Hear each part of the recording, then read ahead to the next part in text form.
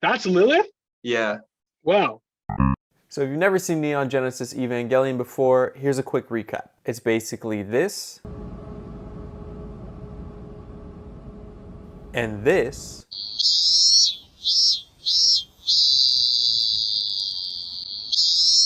and this. He and Ray are on 14 angels together. Their later joins Asuka, Shinji, Sorely agrees to join her to Evangelion one film and begins to teach Abraham as native. Congratulations! Now that we're all on the same page, let's get into it.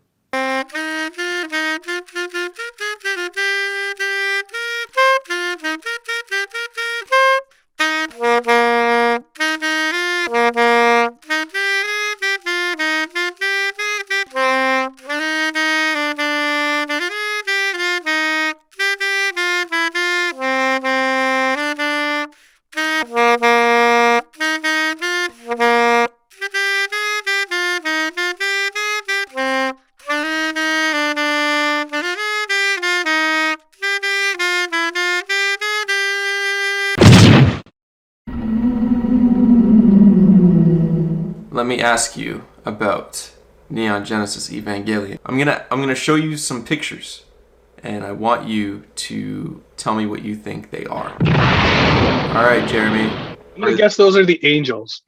Congratulations. That's fair. Yes, those are the angels. You're right. You're right. The description of angels in scripture really vary. In the passage of Sodom and Gomorrah, they actually take on very humanoid shapes. They're seen as like these. They're human. They look human, but like on a next level of like looks and stuff. Where are the men who came to you tonight? Bring them out to us so that we can have sex with them. But the other descriptions of angels kind of take on these unstructured, morphed things with tons of eyes and wings, and so there's some elements of that here. Like you see the one giant eye, right? The one below it actually kind of depicts a little bit of like the wings of the angel in some of the prophecies shared and stuff. Next thing. Wow.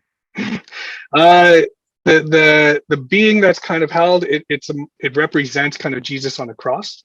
Relating to the Bible, it looks like someone has been sacrificed, and it varies clearly representing cross here. I don't know what that being is. I would imagine it's an angel, or kind of like a holy figure. I would think in the show they're probably being punished for doing something, or potentially to help humans, and so they're sacrificed as part of that. Yeah, That makes sense. Do you know what that is? I actually want to know. That's Lilith. That's Lilith? Yeah. Interesting. Okay. So Lilith doesn't exist in our Bible all too much. There's very small references. Lilith is actually more tied to Jewish mythology than it is Christian. What it do, baby? The thing is, a lot of other translations will refer to the Lilith as a night creature, night monster, night demon, and even night bird. So there's a lot of Bibles it's not even in. Huh? Lilith really comes from Jewish folklore. Although she has ties to the Bible we know today, she was thought to be the first wife of Adam before Eve and is said to threaten evil against women in childbirth and children. Which kind of makes sense, seeing as the actual dangerous to pilot Avas in the show can only be piloted by children. But yeah, that's Lilith. If you want to know more about Lilith, leave a comment. Maybe I'll make a video about it. Next thing. Honestly, the diagram means nothing to me, but it has magi. In scripture, what we have, the magi have an interesting place in our tradition and history. That after Jesus was born, he was visited by these magi. From what I've known about the magi is that they were primarily astrologers. Yeah. Right? Their work was actually seen more within the occult. And so they were star watchers. Their work was actually more related to science than it was to faith and stuff. So That's interesting, because in the show, like they're made by this scientist. They're like very, very science based. So I think that's interesting how that actually connects, because I didn't know that. I didn't know that at all. And it's not that they were scientists. They watched the stars, and they were led by patterns in astrology, right? So in their work, they were led and brought to Jesus, which actually kind of shows more of kind of the focus of what Jesus was here to do in bringing the world together, and not for the church to just kind of say hi, you know? This. I mean, it says God's in his heaven, all's right with the world. What kind of leaf is that? It looks like a fig leaf. It is a fig leaf. Interesting. All right. How does a fig leaf connect with the Bible?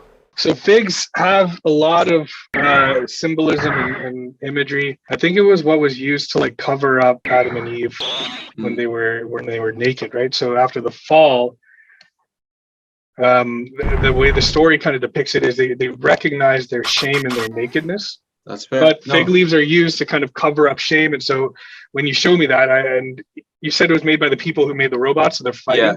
Yeah. So chances are they're looking at that as like covering up sin. This is our response. It looked very antagonistic towards what would have been seen as faith in God. So they're like, yeah, it's almost like God stays there and we're better without God involved. So their job is to kind of ensure humanity flourishes without the presence and destruction of angels and God, I guess. Okay, I'm going to show you one last picture. There's a lot of elements within the design. You see 7 eyes, you see an apple, you see an upside down triangle. I see a snake. And then there's this weird little line that partitions the triangle from the bottom middle that I can't follow. So it looks almost like it's holding the apple up, or it's like a platform. This thing is coded in just symbolism of biblical in nature, but so the apple is seen as this thing, as the fruit of knowledge of good and evil, right? It also plays on misconceptions and stuff.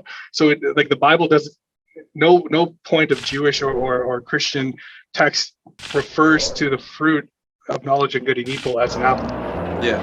Right. And it shows the serpent, which is the adversary that has led humanity away and caused sin. You have a triangle that's upside down, which is significant because it reflects the Trinity, which is not in the Bible, but it is a part of our theology. This idea that God is a 3-in-1 being, 3 represented parts, and a triangle upright where the point is up is what's known. This being upside down kind of says it's an anti-Trinity thing. And then the 7 eyes, I think, refer back to 7 eyes, either the 7 eyes on an angel, which are how it's depicted. Number 7 is an important number, or a number of completion within our tradition too. So there's that. This apocalyptic writing style used when talking about the 7 eyes in the book of Revelation is something we don't really see today. It's a prophetic revelation that challenges and encourages God's oppressed people by narrating contemporary historical issues and envisioning their outcome at the end of history in terms of corresponding to what the prophets saw in the vision and heard from the divine interpreter. So in this book in the Bible, someone had a vision and wrote it into this book. But it's not just wild for the sake of being wild. There's precedent for it. And this was a whole entire genre of storytelling. And looking at Ava, in many ways, it's exactly that. Apocalyptic storytelling. It's a vision for the end of history that encourages oppressed people. Or should I say depressed people?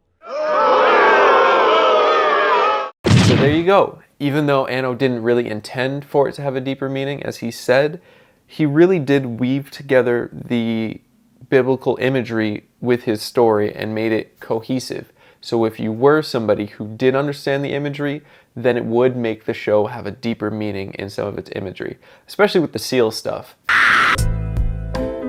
Now you know. Ava imagery, biblical imagery, there is something deeper going on there.